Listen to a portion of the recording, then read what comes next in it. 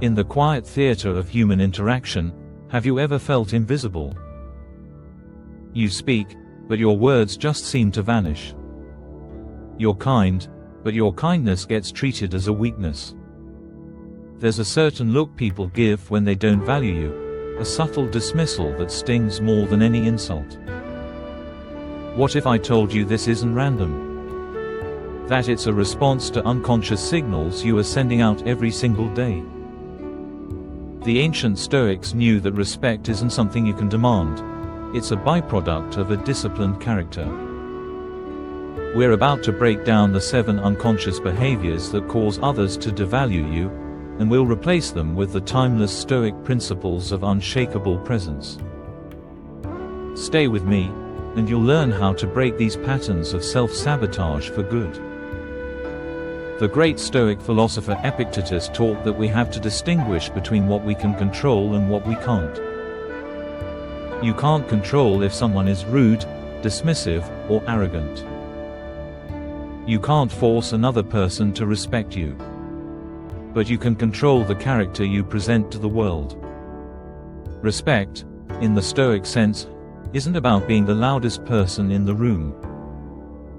It has nothing to do with intimidation or dominance.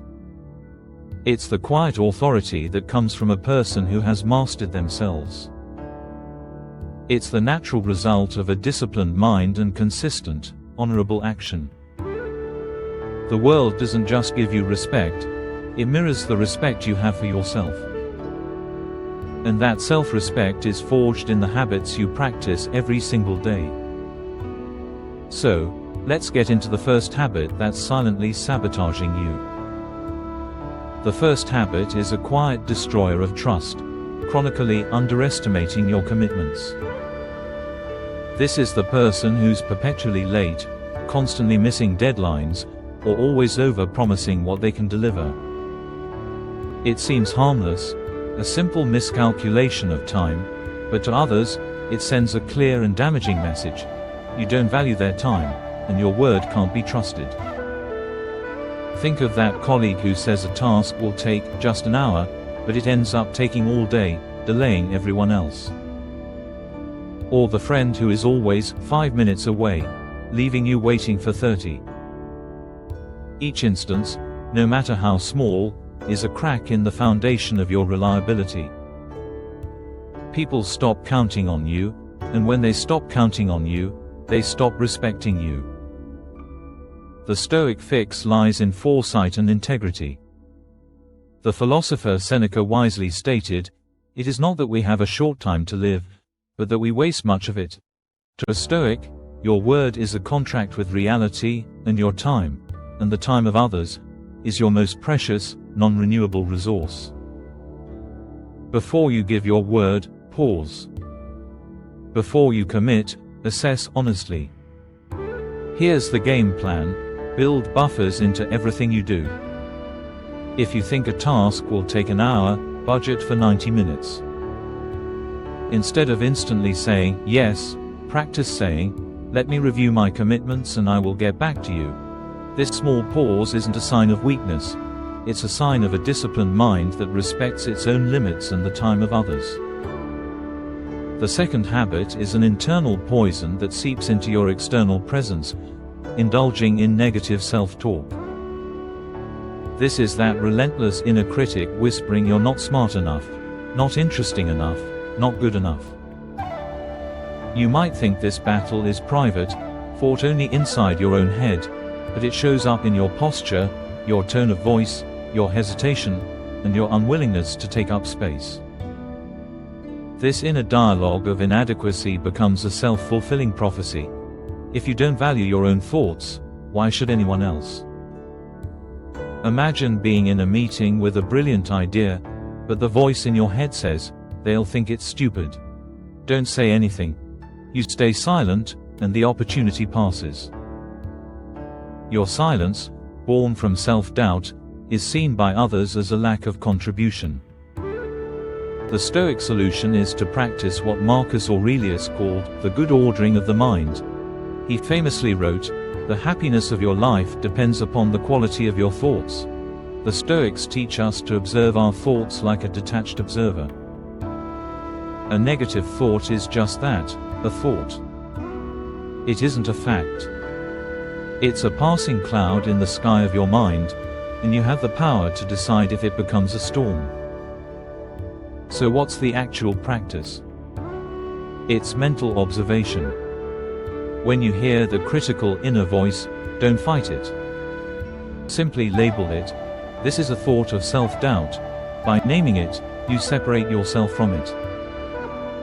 You're the observer, not the thought itself. This creates a space where you can choose to act based on your values, not your insecurities. The third habit masquerades as a virtue, but in reality, it's a profound form of self-sabotage, perfectionism. The perfectionist is so afraid of producing something flawed that they often produce nothing at all. They abandon projects, miss deadlines, and retreat from challenges because the standard they've set is godlike and, therefore, unattainable. To the outside world, this doesn't look like high standards. It looks like inconsistency and unreliability. It signals that your commitment is fragile, easily broken by your own internal demands. Consider the artist with dozens of unfinished canvases because they can't get one brushstroke just right. Or the entrepreneur who never launches their business because the website isn't absolutely perfect. Their quest for flawlessness leads to a portfolio of inaction, and people respect completion, not intention. The Stoic solution is to shift your focus from the outcome to the action. The Stoics understood the dichotomy of control. Some things are up to us, and some are not. Your effort, your intention, and your actions are in your control. The final result, which is affected by countless external factors, is not. As Epictetus might say, your duty is to play your part to the best of your ability. The applause is up to the audience. The antidote is to embrace disciplined consistency over sporadic perfection. Aim for good enough, and move forward. Finishing a project at 80% is infinitely more valuable than leaving it unfinished at 98%. Ship the product. Publish the article. Have the conversation. Respect is earned by those who show up and deliver, consistently. The fourth habit that erodes respect is impulsivity without reflection. This is the tendency to react instantly based on emotion, be it anger, excitement, or fear, without leaving any space for reason to intervene. This behavior screams a lack of self-control. It's the angry email sent in the heat of the moment, the rash commitment made to please a crowd, or the sudden decision to quit when things get hard. These impulsive acts tell others that you're volatile and unpredictable, a ship without a rudder. Think of someone who explodes with anger over a minor mistake, losing their team's respect in an instant. Or someone who, in a moment of insecurity, agrees to a task they know they can't do, only to back out later and damage their credibility. The Stoic solution is the sacred pause. The philosopher Seneca advised that when we feel anger, we should delay our reaction. He encouraged us to sleep on it before making any major decision. A disciplined mind doesn't just react, it assesses, reflects, and then responds with intention. True power isn't in the intensity of your immediate reaction, but in the quiet, considered strength of your response. Here's a simple rule to live by. For any significant decision, enforce a 24-hour waiting period. Any emotional trigger, practice the 3-breath rule before you speak or type. This tiny gap between impulse and action is where wisdom is born and respect is preserved. The fifth habit is one of the most common and destructive: failing to enforce your own boundaries. Setting a boundary is a declaration of self-respect. When you state a limit, "I can't work late tonight," or "I'm not comfortable discussing that," and then cave at the first sign of pressure, you teach the other person that your self-respect is negotiable. It's actually worse than having no boundaries at all, because it proves your rules are meaningless. This is the person who says, "No," but means, "Convince me." They become the go-to for last-minute, unreasonable requests because others learn, subconsciously, that their initial resistance is just a formality.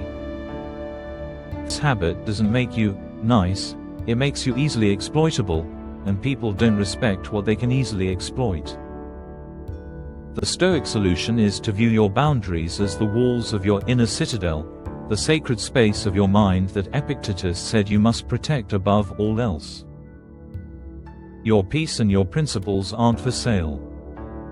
A boundary isn't an act of aggression towards others, it's an act of preservation for yourself.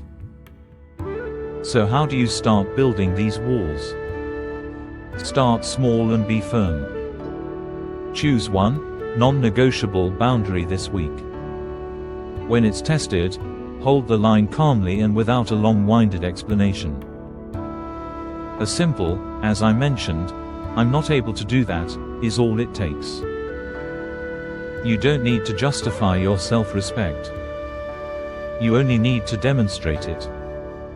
The sixth habit is a modern epidemic that fuels self-doubt and inaction, constant comparison. Fueled by the curated highlight reels of social media, this habit pulls you out of your own life and into a perpetual state of feeling less than. This doesn't just steal your joy, it projects insecurity and envy. People are drawn to those who are grounded in their own journey. When you're constantly looking over your shoulder at what others are doing, you signal that you're not confident in your own path. This habit shows up as hesitation. You delay your own projects because someone else's seems more impressive. You quiet your own voice because you fear it isn't as eloquent as another's. You're running a race against ghosts, and in doing so, you fail to run the only race that matters, your own. The Stoic solution is to turn your gaze inward. Marcus Aurelius constantly reminded himself to look within, for there is a source of strength which will always spring up if thou wilt always look. The Stoics teach that the only valid comparison is with who you were yesterday. Your progress is measured against your own potential, not against the curated success of another. The practical fix. Go on a low-information diet. For 1 week, drastically cut your consumption of social media. Unfollow accounts that trigger feelings of inadequacy. Instead, spend that time journaling your own progress. Celebrate your own small wins. Anchor your sense of worth in your own actions, not in the perception of others' lives. The final habit is the language of powerlessness, overshooting and making excuses. This is the mindset trapped by phrases like, "I should be further along by now," or "I would have done it." But these statements create a cycle of resentment and stagnation. To the world, this constant stream of shoulds and buts doesn't sound like a reasonable explanation, it sounds like whining. It erodes the quiet authority that comes from taking ownership. An excuse is just an attempt to deflect responsibility, to shift the blame for our inaction onto external circumstances. The person who always has an excuse for why they haven't started, why they failed, or why they can't, is broadcasting their own helplessness. And respect and helplessness can't coexist. The Stoic solution is radical accountability. As Epictetus famously said, "Don't explain your philosophy, embody it." A Stoic replaces "I should" with a clear "I will" or "I will not." They make a choice and own it. They understand that even if they can't control the event, they have absolute control over their response to it. So, here's a challenge for you: banish the word "should" when referring to your own actions. If you believe a thing must be done, say, "I will do it," and put it on your calendar. If you choose not to do it, Accept that choice without guilt or excuse. Own your actions and your inactions equally. This is the ultimate expression of self-mastery. The journey to self-respect is built one action at a time. Of these 7 habits, which one will you commit to breaking, starting today? Drop it in the comments below. Your declaration is a promise to yourself, and your story will inspire others in this community. True, lasting respect isn't a prize you win from other people. It's a reflection of the discipline you cultivate within yourself. It's earned in those silent moments when you choose character over comfort, action over excuse, and self-mastery over self-sabotage. You can't control how others behave, but you can, with absolute authority, control the person you choose to be. You can be reliable. You can be disciplined. You can be a person who honors their own boundaries and acts with intention. This is the Stoic path to respect. It doesn't begin with changing others. It begins, and ends, with mastering yourself.